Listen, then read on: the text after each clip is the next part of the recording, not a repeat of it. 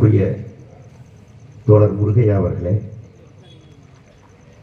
அரசு ஊழியர் சங்க தலைவர் அருமை தோழர் சீனிவாசன் அவர்களே, தோழர் நயினார் அவர்களே, தோழர் ராஜேந்திரன் அவர்களே, உரையாற்றி சென்றிருக்கிற ஏஐடிசி தலைவர் காசி விஸ்வநாதன் அவர்களே, மேடையில் இருக்கிற தலைவர்களே, அருமை தோழர்களே, சகோதரிகளே, தனியார் மையத்தை எதிர்த்து, கான்ட்ராக்ட் மையத்தை எதிர்த்து, அவுட் சோர்சிங்கை எதிர்த்து இந்த கருத்தரங்கம் நடைபெறுகிறது. இந்த நாட்டில் தாராளமயம் என்பது வந்த பிறகு வந்த வினைகள் இவையெல்லாம். உலகம் முழுவதும் தாராளமயம் எங்கெல்லாம் பின்பற்றப்படுகிறதோ, உலக வங்கியினுடைய உத்தரவால், IMF-இன் உத்தரவால் இந்த தாராளமயம் பின்பற்றுகிற அனைத்து நாடுகளிலும் இப்போது நிலைமை இதுதான். முதலாளிகள்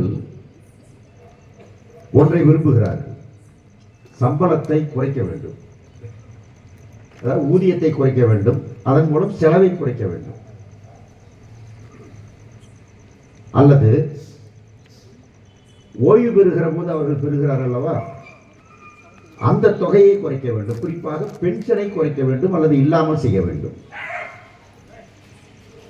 ஊதியத்தை குறைக்க வேண்டும், பென்ஷனை இல்லாமல் செய்ய வேண்டும் அல்லது குறைக்க வேண்டும் என்கிற முதலாளிகளின் ஆசையை உலகம் முழுவதும் இருக்கிற இடதுசாரிகளும் தொழிற்சங்க இயக்கங்களும் தொடர்ந்து தடுத்துக் கொண்டே இருக்கிறார்கள், அதை முறியடித்துக் கொண்டே இருக்கிறார்கள். சம்பளத்தையும் குறைக்க முடியவில்லை, பென்ஷனையும் பறிக்க முடியவில்லை. ஆகவே முதலாளிகள் இப்போது முடிவுக்கு வந்து விட்டார்கள், தொழிலாளியையே குறைத்து விடுவோம். சம்பளத்தை குறைக்க முடியல, தொழிலாளியை குறைச்சது. அதனாலதான் இங்க வந்து 1,40,000 இருந்த தொழிலாளி இப்போ 1,15,000 ஆயிட்டான். இங்க மின்சார வாரியத்தில் அதே தான். இந்த தொழிலாளர் எண்ணிக்கையே குறைச்சிடலாம் என்ற முடிவு அடிப்படையிலே தான் இதையெல்லாம் செய்கிறார்கள். இப்ப கான்ட்ராக்டர்னா என்ன? இப்ப இங்க பஸ்ஸை வந்து கான்ட்ராக்டர் கொடுறாங்க, கண்டக்டர் நம்மாளு, டிரைவர் ஆமாது அத்தனாரீஸ்வரர், டிரைவர் ஆமாளு, டெக்னிக்கல் ஆமாளு, யாரு அந்த கான்ட்ராக்ட் எடுத்தா ஓட்டுறான் பார்த்தீங்களா ஆமாளு. அரசுக்கு என்ன லாபம்? அரசுக்கு என்ன லாபம்னா, கண்டக்டருக்கு நம்ம சம்பளம் கொடுக்கணும், கொடுத்துருவோம், அதையும் கான்ட்ராக்ட்ல வச்சு அவனை கண்டக்டர் ஆகிருவோம். முடிஞ்சுதா? டிரைவர் எடுக்கவே வேண்டாம், ஒரு வண்டிக்கு 2 டிரைவர் எடுக்கணும், ஒரு வண்டிக்கு 2 டிரைவர் தேவை, எடுக்க வேண்டாம். டெக்னிக்கல் தொழிலாளி, ஒரு வண்டிக்கு ஒரு 3/4 டெக்னிக்கல் தொழிலாளி, ஒரு தொழிலாளி எடுக்கணும்னு வச்சுக்கோங்களேன், அது தேவையில்லை. அப்ப இந்த இவர்களை ஆள் எடுக்காமல் செய்வதால் அந்த வேலையை அவன் கான்ட்ராக்டரே பார்த்துக் கொள்வான் என்பதால் அவன் வைக்கக்கூடிய ஆளுக்கு அவன் எவ்வளவு சம்பளம் கொடுப்பான்? போக்குவரத்து கொடுக்குற சம்பளம் கொடுக்க மாட்டான். நம்ம ஒரு 50,000 சம்பளம் கொடுக்குறோம்னா அவன் ஒரு 20,000 சம்பளம் கொடுப்பான். ஆகவே அரசுக்கு அந்த செலவு மிச்சம். சிவசங்கர் கண்டுபிடிச்சிருக்கிற பெரிய ஆராய்ச்சி கண்டுபிடிப்பு இதுதான். அடுத்தது, சரி இந்த கான்ட்ராக்ட் இவ்வளவு தூரம் அவனுக்கு பண்ணி கொடுத்த பிறகு, வண்டி ஓட்டுன எனக்கு இவ்வளவு செலவாயிடுது, நீ கொடுத்த காசு இவ்வளவுதான், 1 கிலோமீட்டருக்கு ஆகிற செலவுக்குன்னு கொடுத்த காசு இவ்வளவுதான், அதுல கொஞ்சம் பத்தல அப்படின்னா கவர்மெண்ட் சொல்றான், எவ்வளவு பத்திரினாலும் கொடுத்துறேன் நான். எவ்வளவு பத்தல? ஒரு 10 ரூபா குறையுது கிலோமீட்டருக்கு, தான் வச்சுக்கோ. நாங்க என்ன கேட்கிறோம்? சிஐடி என்ன கேட்குது, அல்லது அனைத்து சங்கங்களும் போக்குவரத்து கழகத்தில் என்ன கேட்கிறது? வரவுக்கும் செலவுக்கும் உள்ள வித்தியாச தொகையை அரசே போக்குவரத்து கழகங்களுக்கு தா என்று சொல்லுகிறது. ஆனா இந்த கவர்மெண்ட் சொந்த பையனுக்கு சோறு போட மாட்டேன், எட்டு வீட்டு பையனுக்கு தான் சோறு போடுவான். இந்த பையன் இவனுக்கு பிறந்தவனா, அந்த பையன் அவனுக்கு பிறந்தான்னு தெரியல.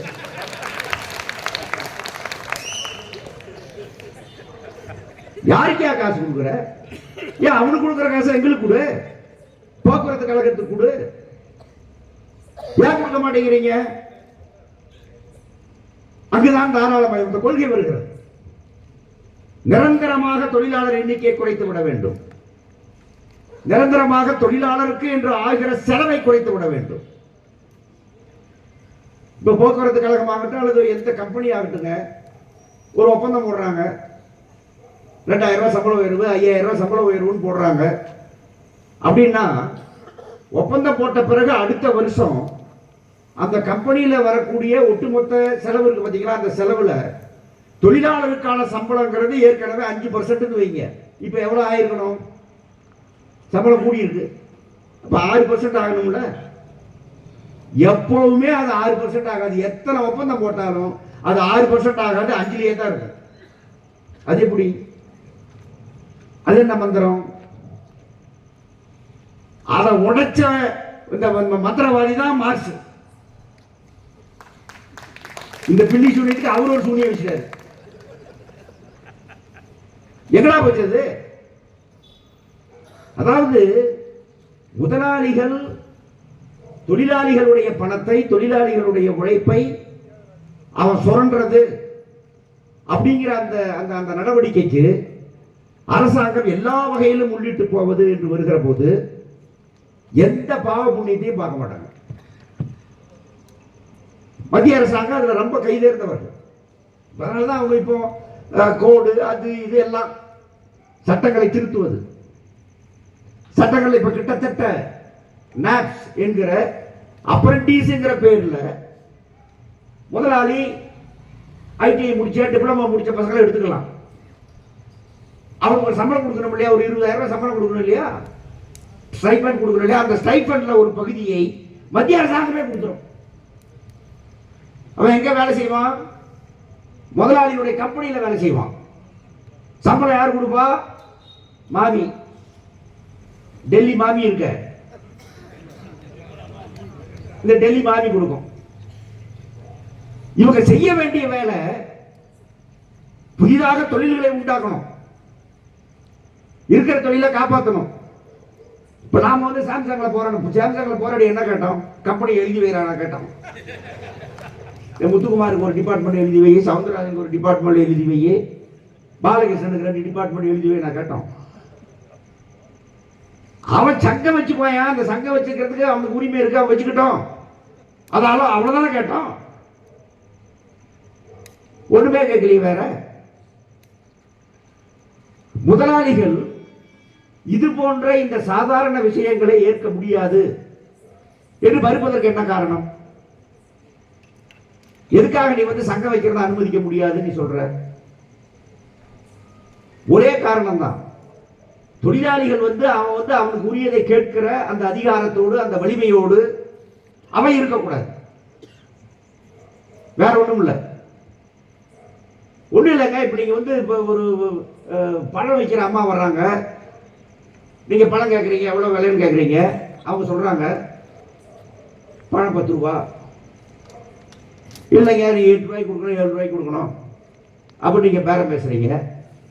சரி, இந்த போனா போது வச்சுக்கோ அப்படின்னு கொடுக்குறாங்க. இல்லைன்னா மூஞ்ச பாரு, அதெல்லாம் கிடையாது போயன்றது. நீ என்ன பண்ணுவ? வந்துட வேண்டியதான்.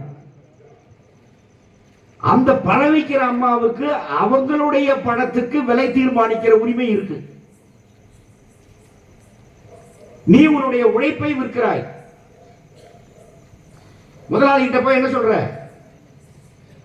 8 மணி நேரம் என்ன, நீ சொல்ற வரைக்கும் வேலை செய்யறியா? வேலைக்கு போகும்போது அப்படித்தானே கேட்போம். எவ்வளவு சம்பளம் வேணும்? ஐயா பார்த்து கொடுத்தா சரி. எவ்வளவு நேரம் வேலை பார்ப்ப? கண்டு தெரிய வரைக்கும் வேலை செய்யறேன். இப்படி சொல்லிதான் வேலை கேட்போம். வேலைக்கு போன அப்புறம் அப்பதான் தெரியும் உடம்பு ஒண்ணு வேலைக்காவது. அப்ப அவனுக்கு தேவை என்ன? அப்ப அவனுக்கு தேவை, நான் என்னுடைய உழைப்பை நான் உன்னிடம் இருக்கிறேன், நீ கொடுக்கிற சம்பளமும் போதல, நான் செய்யற வேலையும் அதிகமா இருக்கு,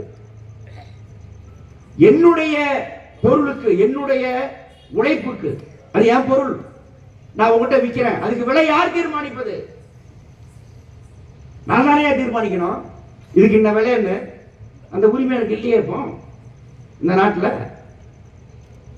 யோ நீ எனக்கு வந்து 10,000 ரூபாய் சம்பளம் கொடுத்தாதான் வருவேன், 50,000 ரூபாய் சம்பளம் கொடுத்தாதான் வருவேன் அப்படின்னு சிலர் சொல்லலாம். ரொம்ப ஹைலி குவாலிஃபைடு, இவர் இருந்தாதான் வேலை ஆகுங்கிற மாதிரியான சிலர். இவ்வளவு சம்பளம் வேணும்னு கேட்டு போவாங்க. ஆனா சாதாரண தொழிலாளிக்கு அதெல்லாம் சாத்தியமே இல்லை. இவ்வளவு வேணும் அப்படின்னு டிமாண்ட் பண்ண முடியாது.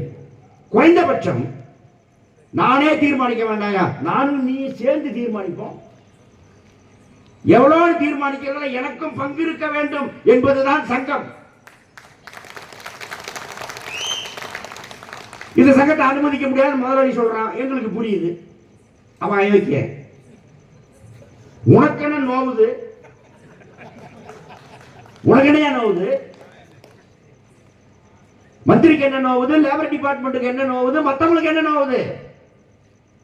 ஆமையா, அவனுடைய பொருளுக்கு விலை கேட்கிறான். உட்காந்து பேசி முடி. 2 பேரும் பேசி முடிச்சுக்க முடியாது. வாங்க, நான் முடிச்சு விடுறேன். முடிச்சு விடு. இதானங்க செய்யணும். அவன் சங்கமே வேண்டான்றான், இவனும் ஆமா சங்கமே வேண்டாம் என்று அரசு இன்றைக்கு பேசுகிறது என்றால் என்ன பொருள்? தாராளமய விஷம் உச்சிக்கு ஏறிடுச்சுன்னு அர்த்தம், மண்டைக்கு ஏறிடுச்சு. அடுத்து என்ன? அரசின் மரணம் தான்.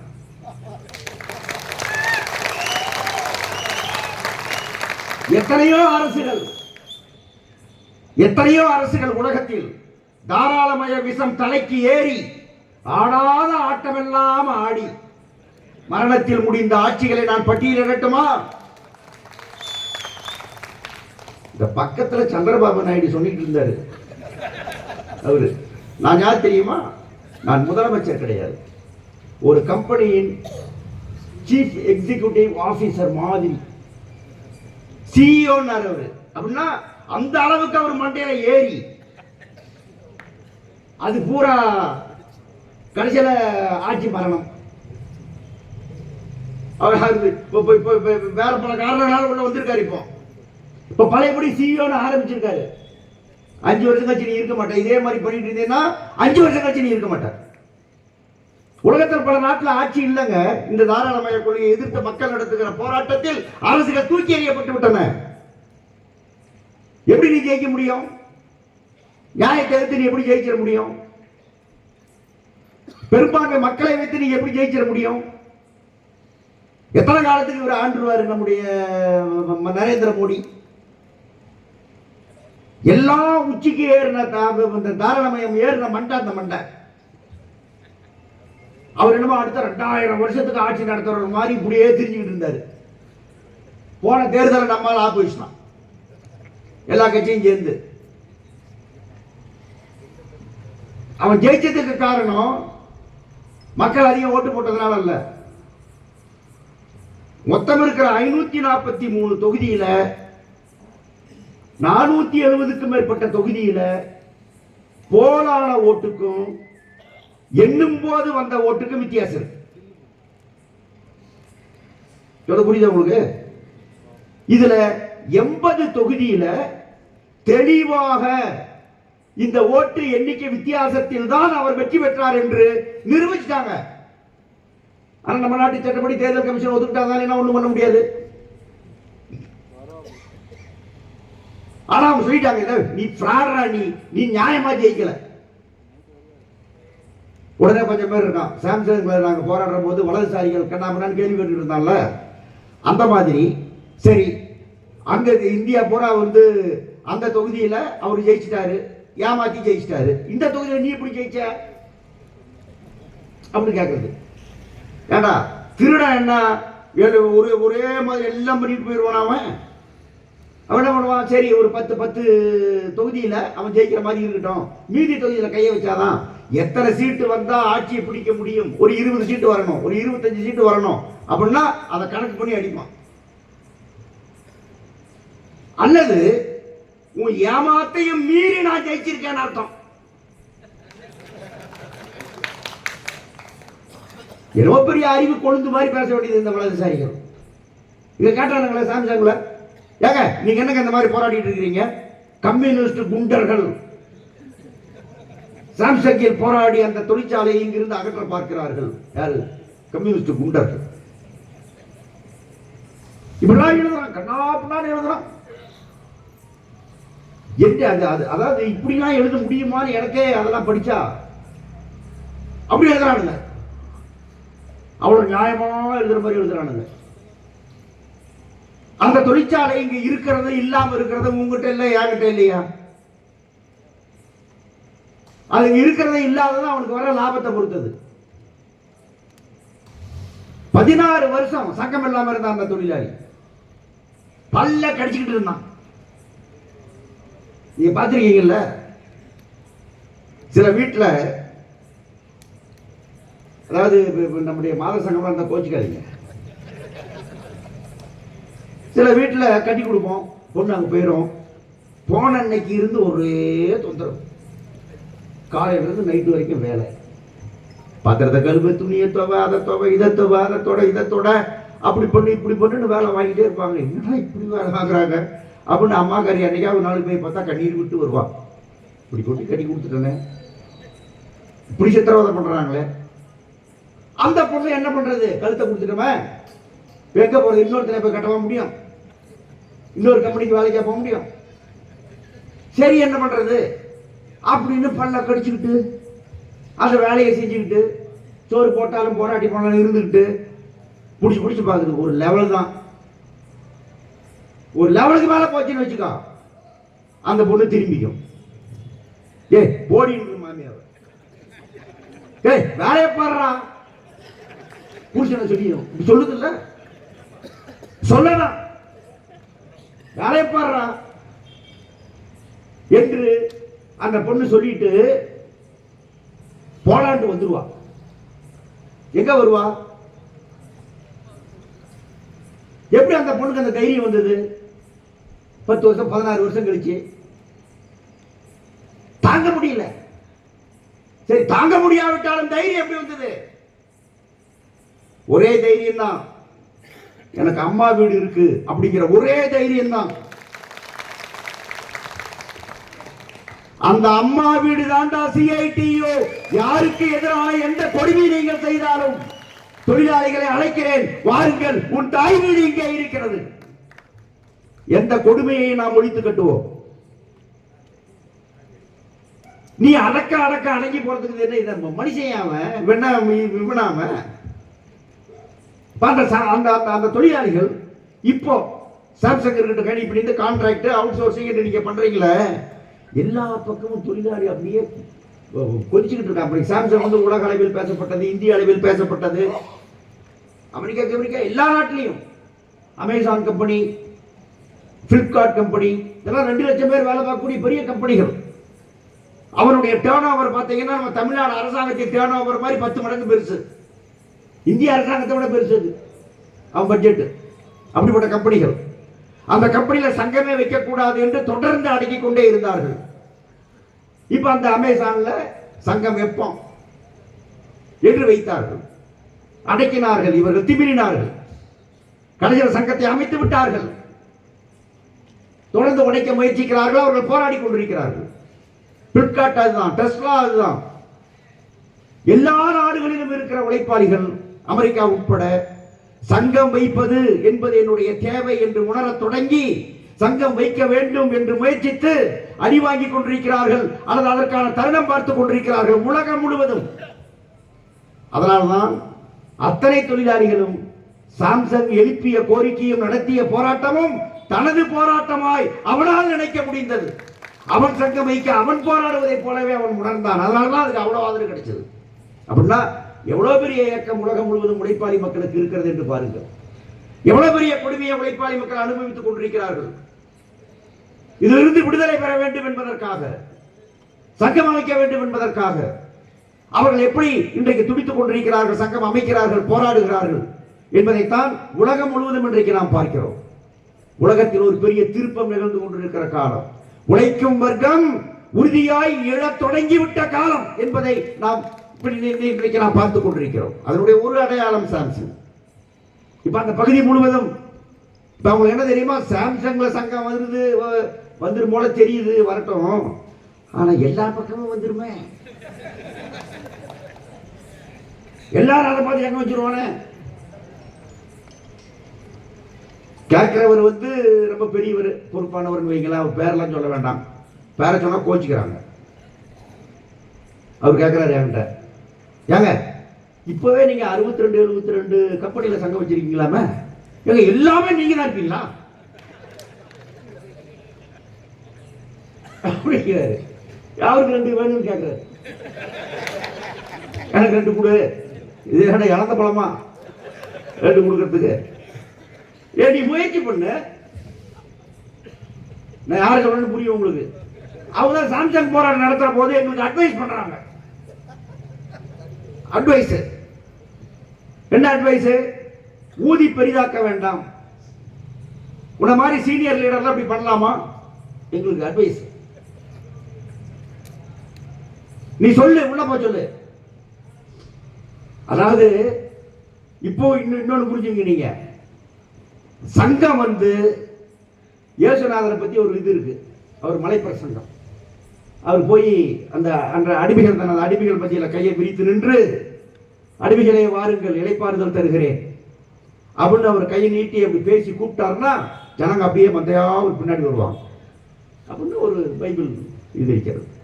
அந்த மாதிரி நானு முத்துக்குமார் நயனார்லாம் கேட்ல டிரான்ஸ்போர்ட் கேட்ல, டிரான்ஸ்போர்ட் அடிமைகளே வாருங்கள், உங்களுக்கு இளைப்பாறுதல் தருகிறோம் அப்ப நாங்க கூப்பிட்டா நீங்க வந்தீங்க. எந்த கம்பெனியும் அப்படி கூப்பிட்டு வர மாட்டாங்க. நான் சாம்சங் தொழிலாளி வந்தவன முதல் கூட்டத்தில் நான் கேட்டேன் அவங்ககிட்ட. பிரம்மாண்டமான கூட்டம் உட்காந்துருக்கான். பூரா சின்ன வயசு பசங்க எல்லாம் 25 30. ஏன்னா 16 வருஷம் ஓடிட்டான். 18 வயசுல வேலைக்கு 16 வருஷம் ஓடிட்டான். நான் கேட்டேன், எதுக்கே சங்கத்துக்கு வரீங்கன்னு கேட்டேன். 16 வருஷம் எங்கேயா பண்ணிட்டு இருந்தீங்க நீங்க என்ன நினைச்சீங்க படிக்கும் போது? இதே மாதிரி நாங்க சத்தம் போட்டு இருந்திருப்போம், வாழ்க்கை ஒழிகன்னு சத்தம் போட்டு இருந்திருப்போம். நீ என்ன நினைச்ச எங்களை பத்தி? இதே வேலையா போச்சுன்னு நினைச்சோம் சார்.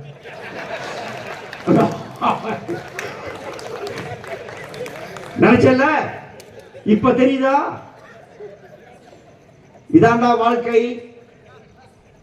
அவர்களை சங்கத்தை நோக்கி துரத்துவது யாரு? நீ. அவன் தான் முடிவெடுக்கிறான். இதுக்கு மேல தாங்க முடியாதுடா, அம்மா வீட்டுக்கு போயிட வேண்டியதான். கிளம்பிட்டான்.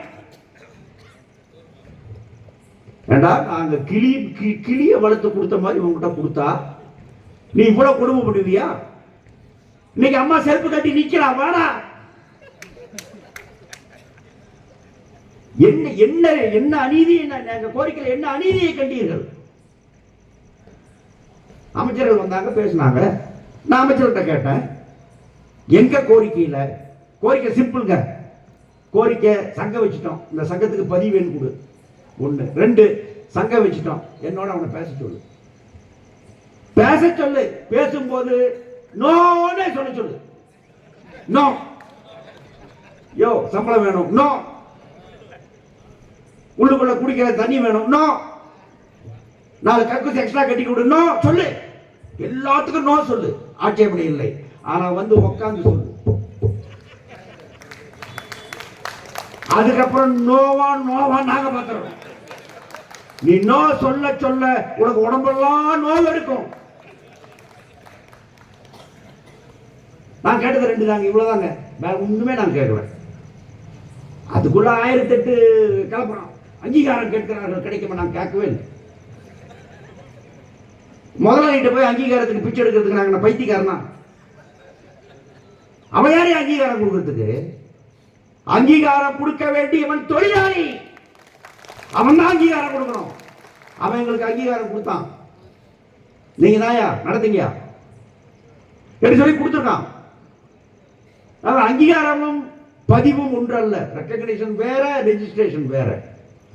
ஆனா ரெக்கக்னிஷன் கேட்கறாங்க, ரெக்கக்னிஷன் கேட்கறாங்க, ரெக்கக்னிஷன் கேட்கறாங்கன்னு கேட்காத சொல்லி அது எப்படி தப்பு, அது எப்படி தப்புன்னு ஆர்கியூ பண்றாங்க. இப்பெல்லாம் பண்ணிட்டு இருந்தாங்க.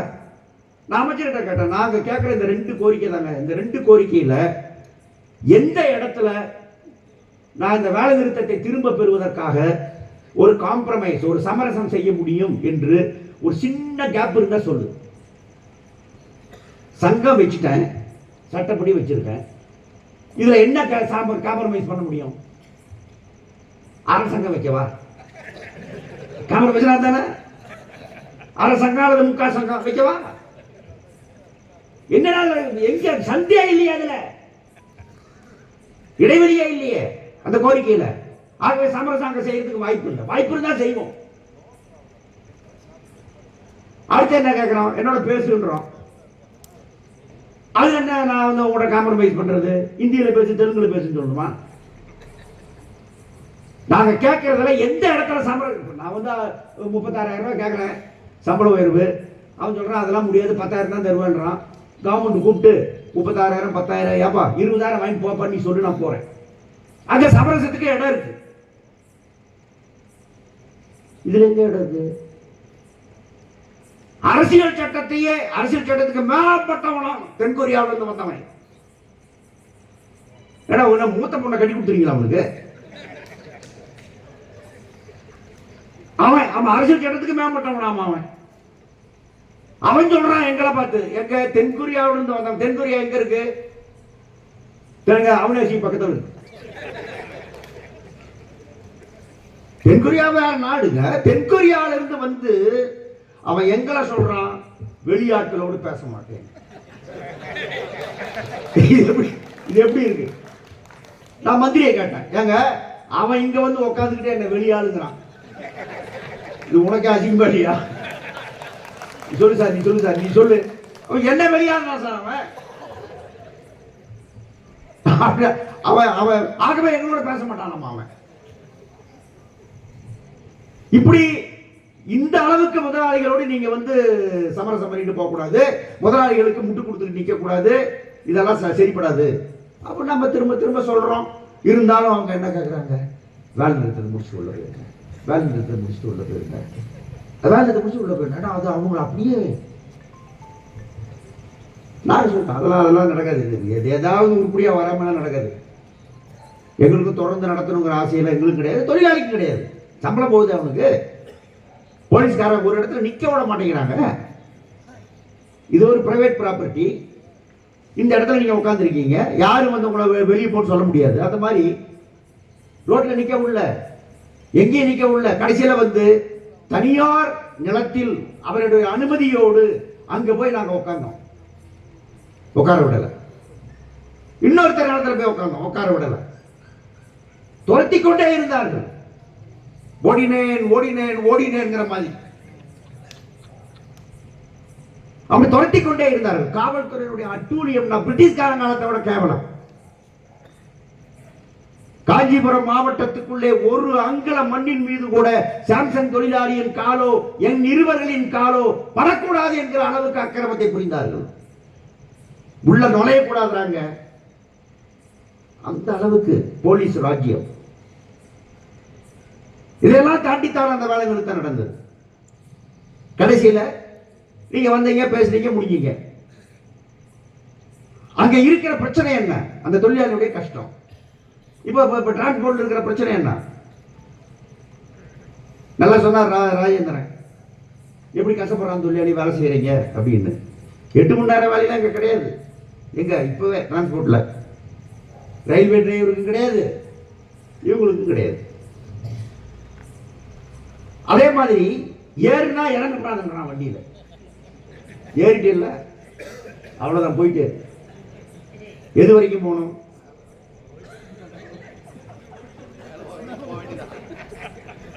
அட நான் தனியா மேல பண்ண கூட பரவாயில்லையா? நான் ஒரு 50 பேரையில கூட்டிட்டு போவேன். இறங்க விட மாட்டேன்றாங்க அவன். இதே மாதிரிதான் சாமி பண்ணான். இதே மாதிரிதான் எல்லா இடத்துலையும். திருப்பூர்ல முதலாளிகளுடைய கோரிக்கை என்ன? 12 மணி நேரம் வேலை செய்யணும்.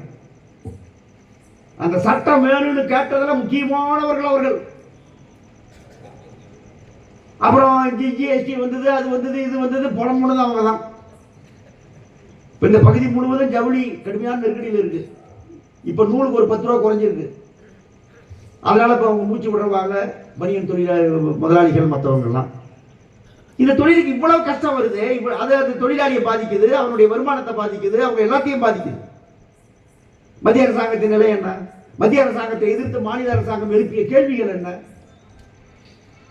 ஒண்ணு கிடையாது. இந்த அன்னபூர்ணா முதலாளி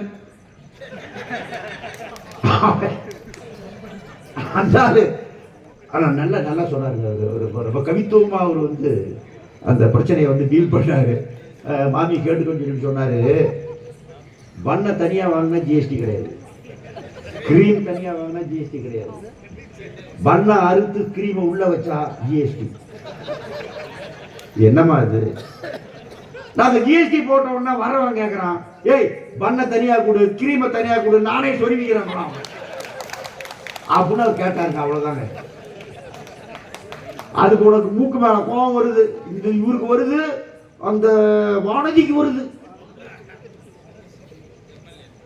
எம்எல்ஏ, கோயம்புத்தூர் எம்எல்ஏ கேட்க மாட்டானா? நீ கனத்தனமா ஜிஎஸ்டி பண்ண கேட்க மாட்டானா?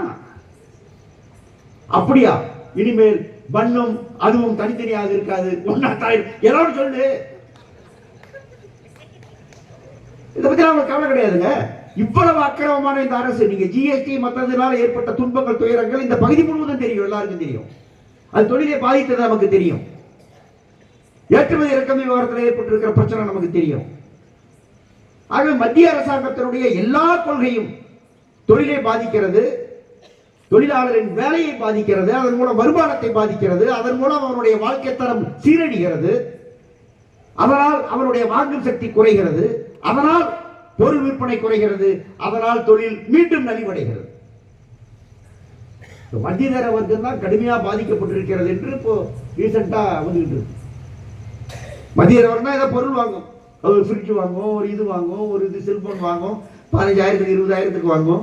இவங்களுக்கு கூடுதலா, அதாவது 20 ரூபாய் ஜட்டி 200 ரூபாய்க்கு வாங்கினாதான் அவங்களுக்கு திருப்தி. அதுவும் ஜட்டி தான், இதுவும் ஜட்டி தான், காசு மட்டும் அதிகம். அப்படி அப்படி அப்படி வாங்கினாதான் திருப்தி. அப்படி இருக்கிற அந்த வர்க்கம் இன்றைக்கு என்னுடைய வருமானம் உணவுக்கே சரிபாதிக்கு மேல் உணவு செலவே ஆகிவிடுகிறது என்று இன்றைக்கு புலம்பிக் கொண்டிருக்கிறது. அதான் உணவின் விலை. இப்படி எல்லாம் அதற்கு பிறகு வேலை இல்லாமல் லட்சக்கணக்கான கோடிக்கணக்கான இந்த ஸ்விக்கி, சுமோ, ஊபேர், ஓலா போன்றவற்றில் இருக்கக்கூடிய அந்த ஆப் அடிப்படையில் வேலை செய்யக்கூடிய தொழிலாளிகள், அவனுக்கு என்னங்க, அவன் தொழிலாளியே இல்லைன்றான். அவன் கூட தொழிலாளியே இல்லை, அவன் சொந்தமா முதலாளிங்க, பார்ட்னர், பங்குதாரர். அதாவது அவன் புருஷன் முண்டாட்டி. என்னடா பார்ட்னர்? நாம கேட்கிறோம் கவர்மெண்ட், எப்படிங்க தொழிலாளி முதலாளி உறவு இல்லைன்னு நீங்க சொல்றீங்க? ஆமாங்க, இல்லைங்க, இவர் லேபர் டிபார்ட்மெண்ட். அதாவது எவ்வளவு முடியுமா அவ்வளவு. ஆகவே நான் ஆரம்பத்தில் சொன்னதை போல எல்லாவற்றிலும் அவர்கள் செய்யக்கூடிய ஏமாற்று எதுன்னா, இப்ப தொழிலாளர் எண்ணிக்கையை குறைக்க வேண்டும். தொழிலாளர்கள் தலையை குறைக்க முடியாது. நிரந்தர தொழிலாளி, நிரந்தரமற்ற தொழிலாளி, பழைய தலை இருக்கும், தலையின் எண்ணிக்கை இருக்கும். ஆனா இவன் சம்பளத்தை விட மிக குறைவான சம்பளத்தில் அடுத்தவன் எடுப்பான். இப்ப பல தோழர்கள் என்ன நினைக்கிறாங்க, சர்வீஸ்ல இருக்கிறவன், வேலையில் இருக்கிறவன், எனக்கு என்ன, நான் ஏன் இந்த தனியார் மையத்தை எதுக்கணும், நான் ஏன் அவுட் சோர்சிங் எதுக்கணும் என்று பொறுப்பில்லாமல் இருக்கிறார்கள் என்றெல்லாம் நமக்கு சில தோழர்கள் வருத்தப்படுகிறார்கள். சொல்றது உண்மை. சில பேர் அப்படி இருப்பாங்க, எல்லாரும் அப்படி இருக்க மாட்டாங்க. மனசுக்குள்ள புடிங்கிட்டு தான் இருப்பாங்க, எப்ப தீர்வுன்னு நினைச்சிட்டு தான் இருப்பாங்க. ஆனா அவங்களுக்கும் ஒண்ணு இருக்கு. என்ன இருக்குன்னா, இதுக்கு மேல குறைக்கிறது சிரமம்னா விஆர்எஸ் அந்த கட்டியை தூக்கும். அந்த கட்டியை தூக்கிட்டு இவ்வளவு காசு தர ஓடி போயிரு, அதெல்லாம் போக முடியாது. அப்படியா, நீ போன வருஷம் 10 நாள் ஆப்சென்ட், அப்படியா, உனக்கு உடம்பு சரியில்லை, பிபி, உனக்கு கண்ணு சரியில்லை, மெடிக்கல் கிரவுண்ட் அனுப்பிடுவேன். அப்படி அனுப்புனா ஒரு பைசாவும் கிடைக்காது. எப்படி வசதி, நீயா போயிடுறியா, கொஞ்சம் காசு தரேன், இல்லை நான் அனுப்பி விட்டா ஒன்றும் கிடைக்காது. இப்படியெல்லாம் மிரட்டி அவனை அவன் போறதுக்குள்ள ஒரு வழியாகி தான் போவான். இது அடுத்து வறுமையா உங்களுக்கு? நீ அவுட் சோர்சிங் தனியார் மையத்தை அனுமதித்து வேடிக்கை பார்த்தால், கான்ட்ராக்ட் என்பதை நீ அனுமதித்து வேடிக்கை பார்த்தால், நிரந்தர தொழிலாளிகளின் வேலையை பறிப்பதற்கு பல வழிகள் அவர்களிடம் இருக்கிறது. அதை எதிர்த்து போராடுகிற வீரியமும் உன்னுடைய சங்கத்துக்கு இருக்காது. இதைத்தான் நிரந்தர தொழிலாளிக்கு நாம் சொல்லுகிறோம். ஆகவே இன்றைக்கு கான்ட்ராக்ட் தொழிலாளிகளை திரட்டுவது, அவுட் சோர்சிங் என்கிற முறைகளை எதிர்த்து நாம், அந்த வன்கொடுமை எதிர்த்து நாம் போராடுவது என்பதுதான் முக்கியமான கடமையாக இன்றைக்கு இருக்கிறது. டிரான்ஸ்போர்ட்ல 67க்கு பிறகு கலைஞர் அவர்கள், அதுக்கப்புறம் வரிசையா எல்லாரும், ஜெயலலிதா இடையில வந்து தனியார் மயப்படுத்துறதுக்கு முயற்சி பண்ணாங்க. நம்ம தகராறு பண்ண உடனே, கோர்ட்டுக்கெல்லாம் போன உடனே கை விட்டாங்க. அதுக்கப்புறம் ரொம்ப நல்ல பொண்ணாயிட்டாங்க. அதுக்கப்புறம் அந்த பக்கமே வர்றதில்லை. டே சாமி இப்படி சுடுதுறா சட்டின்னு. அதுக்கப்புறம் அந்த பக்கம் அது வர்றதே இல்லை. அரசு சீனிவாசன் சொன்ன மாதிரி அதில் இடிச்ச இடியில நல்ல பொண்ணாகி போச்சு. போனஸ் கொடுக்கறது மற்ற கொடுக்குறது இப்படி இப்படி ஒரு மாதிரி ஆகி போச்சுன்னு வைங்களேன். இடிச்சாதான் புத்தி வருதுன்னு என்ன செய்ய முடியும்? இடிக்கத்தானே வேணும். இப்ப அந்த அந்த அந்த அம்மா வந்து தனியார் மயப்படுத்த முயற்சி பண்ண அம்மா சட்டமன்றத்தில் நாங்கள் கேட்டபோது உடனே சொல்லிச்சு, தனியார் மயம் என்ற பேச்சுக்கே இடமில்லை, போக்குவரத்து கழகத்தை லாப நஷ்டத்திற்கு நாங்கள் நடத்தவில்லை, நஷ்டத்தை பற்றி கவலை இல்லை, மக்கள் சேவைதான் எங்கள் நோக்கம். இப்படிலாம் அந்த அம்மா பேசு. கருணாநிதி தொடர்ந்து சொல்லிட்டே இருந்தார் கலைஞர். இவரும் கொஞ்ச நாளைக்கு முன்ன வரைக்கும் அப்படிதான் பேசியிருந்தார். யாரு அவரு? இப்போ வாரிசியா தனியார் மயத்தை நோக்கி நடவடிக்கை எடுத்து இதுவரை நீங்கள் அறிவித்த கொள்கைகளை கைவிடுவது நீங்கள். உங்க கொள்கையை நீங்க கைவிடுறீங்க, உங்க கொள்கையை நீங்க புதைக்கிறீங்க. உங்க கொள்கையை காப்பாற்றிய தீர்வோம்னு நாங்க நின்றுடுவோம். எங்க பொழப்ப அதனாலதான் தொழிலாளிகள் ஒண்ணு புரிஞ்சுக்கணும். கொஞ்சியோ கெஞ்சியோ அஞ்சியோ ஒரு தர்மமும் ஒரு நியாயமும் கிடைக்காது. மிஞ்சினால் தான் கிடைக்கும் என்பதுதான் நாம் நடத்தி இருக்கிற போராட்டங்களின் விளைவு. அதான் சாம்சங். ஆகவே அந்த அடிப்படையில் நாம் மக்களை திரட்ட வேண்டும், தொழிலாளர்களை திரட்ட வேண்டும், அனைவரையும் நாம் திரட்ட வேண்டும். மத்திய அரசாங்கத்தினுடைய மிக மோசமான அந்த கொள்கையை மாநில அரசாங்கங்கள் பல கட்டாயம் காரணமாக பின்பற்ற நேருகிறது. அது மின்சாரத்தில் பார்க்கலாம், மற்றதில் பார்க்கலாம். அப்படி இருந்தாலும் நீ பின்பற்றக்கூடாது, உறுதியாக நீங்கள் நிற்க வேண்டும் என்பது நம்முடைய வேண்டுகோள். ஆனால் ஸ்டாலின் நிக்கல, பல விஷயத்தில் நிக்கல. ஏன் மின்சார கட்டணத்தை ஏற்றின? நான் என்ன பண்றது? மத்திய அரசாங்கம் ஏற்ற சொல்றான். ஏன் இது பண்ண? மத்திய அரசாங்கம் சொல்றான். நாங்க எழுத்து போடல, அவங்க எழுத்து போட்டான், இவங்க எழுத்து போட்டான். அப்புறம் அதுக்கு நீங்க ஆட்சி விடுறீங்க? வேற யாராவது உட்கார வச்சிருங்க. ஒரு 10 வயசு பையனை உட்கார வச்சு 2 ஐஸ்கிரீம் வாங்கி கொடுத்தேன்னு வையே, ஆமாட்டில் ஆட்சி நடத்திக்கிட்டே இருப்போம். என்ன நடக்குது? எப்படி இதை ஏற்றுக்க முடியும்? நீங்க சொன்னது தானே, நீங்க கேட்டது தானே. இதெல்லாம் கேட்டா சொல்றாங்க டிரான்ஸ்போர்ட்ல இப்படி நாங்க தகராறு பண்றாங்க. இவங்க தகராறு இல்லை, இப்படி நியாயத்தை கேட்கறாங்க. மந்திரிக்கு வர்ற கோபத்தை பார்த்தீங்கன்னா சிவசங்கர்ஜி அவர் என்னன்றாரு, இந்த மாதிரி இவர் வந்து மக்களை பற்றி அவர்களுக்கு அக்கறையே எப்போதும் கிடையாது, சிஐடிக்காரர்களுக்கு அவர்களை பற்றி தான் கவலை. அவங்க கோரிக்கை கேட்டு இருப்பாங்க. அவ்வளோ சுயநலவாதிகளான நம்ம. அதனாலதான் என் வீட்டுல ஒரு 700 கிலோ தங்கம் இருக்கு. உங்க அனுப்புடா, உங்க ஈடி அனுப்பு, உங்க அமலாக்கத்துறை அனுப்பு. எங்க தலைவர்கள் வீட்டுல எல்லாம் இருக்குது பணம். வா. சுயநலவாதிகளானாங்க. ஒண்ணு ஞாபகம் வச்சுங்க, மக்களுக்கு சேவை செய்பவர்களா இல்லையா என்கிற சான்றிதழை கம்யூனிஸ்டுகளுக்கு கொடுப்பதற்கான அருகதை தமிழ்நாட்டில் எவனுக்கு கிடையாது. அது மக்கள் தருவார்கள். உயிரால் ரத்தத்தால் மக்கள் உரிமைக்காக போராடியவர்கள் நாங்கள். இன்னைக்கு போராடிட்டு இருக்கிறோம். நீ என்ன சொல்றீங்க? உங்களுடைய சோசியல் மீடியா என்ன சொல்லுது? கூட்டணி கட்சியாக இருந்து கொண்டு இப்படி செய்கிறார்கள். கூட்டணி கட்சி எல்லாம் இல்லைங்கிறது ஒரு பக்கம், அது நான் வரேன். சரி, கூட்டணி கட்சியப்பா, கூட்டணி கட்சின்னா நான் தான் உனக்கு கூட்டு கொடுக்கணுமா? நீ எனக்கு கூட்டு கொடு. அப்ப நீ கூட்டணி தான் எனக்கு. ஆஹா, நம்முடைய கூட்டணிக்காரர் இப்படி மலையில நலைகிறார், வெயில்ல நலைகிறார், தொண்டை வடியை கத்துகிறார். ஆகவே சமுத்திரம் கூட்டம் நாங்கள் வேணாம் வேணாம், ஏன்னா இப்படி எல்லாம் பண்ணிட்டு இருப்பான்னு என்ன வேணும்? இந்த முதல் கலர் குடி, இந்த முதல்ல இது சாப்பிடு, முதல்ல இதை கொடு, கேட்டதெல்லாம் சொல்ல வேண்டியதான கூட்டணி. நான் தான் உனக்கு கொடுக்கணுமா? நீ எனக்கு கொடுக்கூடாதா? நான் அவள் கொண்டு வரணும், நீ உபி கொண்டு வருவியா? கூட்டணினா சரி, கூட்டணி கூட்டணி கதை என்ன? தமிழ்நாட்டில் யாருங்க ஆட்சி நடத்துறா? திமுக ஆட்சி நடக்குது.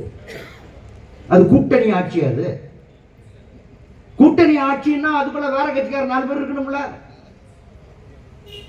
திருமாவளவன் இருக்கணும், முத்தரசு இருக்கணும். நாம இருக்க மாட்டோம், நமக்கு பிழைக்க தெரியாது. விட்டுருங்க, எங்களை விட்டுரு. காங்கிரஸ் இருக்கணும், அவங்க உள்ள இருக்கணும். மந்திரி சபையில ஆட்சியிலும் அதிகாரத்திலும் பங்கு அவர்களுக்கு கொடுத்தால் அது கூட்டணி ஆட்சி. இன்னொன்னு தெரிஞ்சுங்க, மார்க்சிஸ்ட் கட்சியை பொறுத்தவரையில நீங்க கட்சியை இணைச்சி இதோட பேசுறதுனால சொல்றேன். மார்க்சிஸ்ட் கட்சியை பொறுத்தவரையில கூட்டணி என்பது குறைந்தபட்ச செயல் திட்டத்தை ஏற்றுக்கொள்ளுகிற கட்சிகள் எல்லாம் சேர்ந்து உருவாக்குவதுதான் கூட்டணி. ஒண்ணுமே இல்லாம கூட்டணின்னு ஒண்ணு வராது, காத்துல கூட்டணி வராது. குறைந்தபட்ச செயல் திட்டம் இருக்கணும். நமக்குள்ள இருக்கா உங்களுக்கும் எங்களுக்கும் ஒண்ணும் இல்லை. உண்மை, நாங்களும் நீங்களும் தோழமை கட்சி. பல விஷயங்களில் நமக்கும் உங்களுக்கும் ஒத்த கருத்து இருக்கிறது. குறிப்பாக பிஜேபி வகுப்புவாதம், மதவெறி, அரசியல் சட்டத்தை காப்பாற்றுவது, நம்முடைய விழுமியங்களை காப்பாற்றுவது, இவைகளுக்காக நாம் போராடியாக வேண்டும் என்ற அந்த ஒற்றை புள்ளியில் நாம் வலுவாக இணைகிறோம். நாம் தோளோடு தோள் சேர்ந்து நிற்கிறோம். தோழமை கட்சி சும்மா கூட்டணி கட்சி இவங்க இப்படி எங்களுக்கு தொந்தரவு கொடுக்குறாங்க, அப்படி தொந்தரவு கொடுக்குறாங்க எழுதி கொடுத்துருக்கோம். அவங்களுக்கு தொழிலாளி அடிச்சாலும் நான் வேடிக்கை பார்க்கணும், தொழிலாளி கொடுக்க வேண்டியதை கொடுக்காம இருந்தாலும் நான் வேடிக்கை பார்க்கணும். ஒண்ணு ஞாபகம் வச்சுங்க, எங்களுக்கும் உங்களுக்கும் ஒத்து போகக்கூடிய பிரச்சனைகளில் நாம் ஒன்றாவோம், இணைவோம். மத்திய அரசாங்கத்தை எதிர்த்த போர் என்றால் நாம் ஒன்றாக சேர்ந்து போராடுவோம். ஆனால் மக்களுக்கு எதிராக உங்கள் போராட்டம், உங்கள் நிலை எடுப்பீர்களே, ஆனால் உங்களுக்கு எதிரான எங்களுடைய போராட்டம் தீவிரமாகும் என்பதை மறந்து விடாதீர்கள். இப்ப நீங்க பின்பற்றக்கூடிய இந்த கொள்கைகளை கைவிடாவிட்டால் மக்களுக்கும் தொழிலாளிகளுக்கும் உங்களுக்கும் முரண் அதிகரிக்கும், முரண்பாடு கூடும், முரண்பாடு தீவிரமாகும். வேண்டாம், முரண்பாட்டை தீவிரப்படுத்திக் கொள்ளாதீர்கள். ஏற்கனவே இருப்பதை அமல்படுத்துங்க, அவ்வளவுதான். அதுக்கு மேல நாங்க ஒன்றும் எக்ஸ்ட்ரா நான் கேட்கல. அந்த அடிப்படையில் அரசு சிந்திக்க வேண்டும்.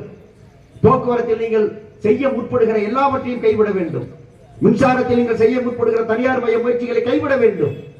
உள்ளாட்சி அமைப்புகளில், பஞ்சாயத்துகளில், மற்றவர்கள் கைவிட வேண்டும். துப்புரவு தொழிலாளிகளை தனியார் மயப்படுத்திக் கொண்டிருக்கிறீர்கள், நியாயமா இது? தமிழ்நாடு முழுவதும் துப்புரவு தொழிலாளிகள் தனியார் மயப்படுத்துகிறீர்கள். அவனுக்கு வெறும் சம்பளம் கொடுக்குறான், 300 ரூபா, 350 ரூபா ஒரு நாள் கூலிங்க. தமிழ்நாடு முழுவதும் கொள்ளையடிக்கிறார்கள் அந்த அப்பாவி மக்களை, ஏழை எளிய மக்களை. நியாயம் தானா இதெல்லாம்? ஆகவே நீங்க இந்த பிரச்சனைகளிலே கேட்டா சொல்றாங்க பணம் உடை இல்லை, இது மனத்தடை. எங்க போக்குவரத்து தொழிலாளிகள் 107 மாசம் 108 மாசம் பஞ்சம் எப்படி கொடுக்காம இருப்பீங்க? அதை கேட்டா பழியா பாவமா? ரிட்டையர் ஆயிட்டான், 2022 ரிட்டையர் ஆயிட்டான், அவனுக்கு இன்னொரு கொடுக்கல. தீபாவளிக்கு முன்னாடி ஒரு 4 மாசத்துக்கு ரிட்டையர் ஆனவனுக்கு, அந்த 4 மாசம் ரிட்டையர் ஆனவன் பெரிய புண்ணியம் பண்ணவன்.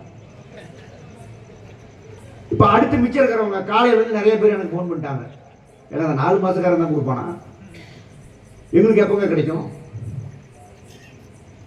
என்னங்க இது? இதை விட பெரிய வன்கொடுமை இருக்க முடியுமா? வன்கொடுமை.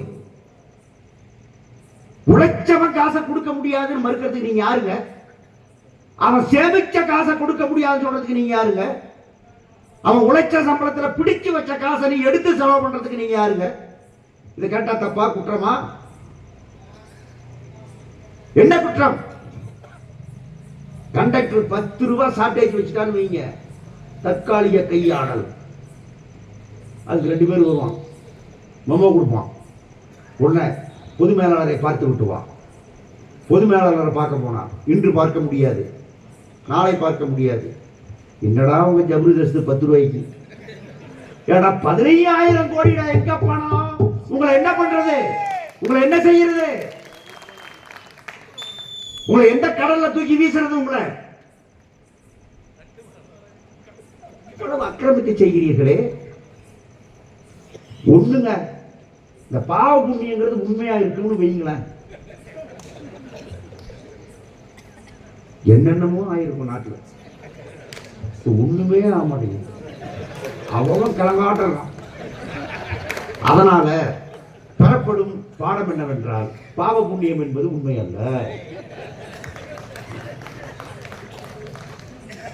அதான் அதனால அரசு இனிமேலாவது நீங்க கொஞ்சம் யோசிக்கணும்.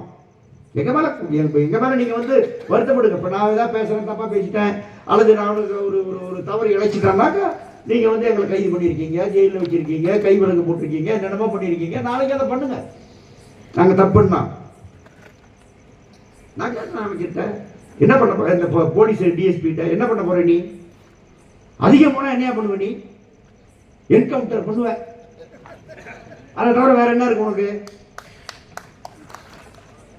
உங்களுடைய அடக்குமுறைக்கு என்கவுண்டர் என்ன தெரியுமா? தமிழ்நாடு முழுவதும் நீங்க தலை காட்ட முடியாது. ஜாக்கிரதை, நீங்க பார்க்கலாம். இதுவரை என்கவுண்டர் தான், என் கவுண்டர் வேற. அதை ஞாபகம் வச்சுக்க. என் கவுண்டர் என் கவுண்டர் இல்ல, தொழிலாளி வர்க்கத்தின் கவுண்டர். தேர்கூட்ல கை வைக்காத. ஆகவே அரசு இந்த அடக்குமுறை போக்குகளை கைவிடுங்கள். இந்த தனியார் மயம் போன்ற இது போன்ற இந்த அக்கிரமங்களை, அவுட்சோர்சிங் போன்ற அக்கிரமங்களை கைவிடுங்கள். தாராள மயத்தின் கெட்ட கொள்கைகளை கைவிடுங்கள்.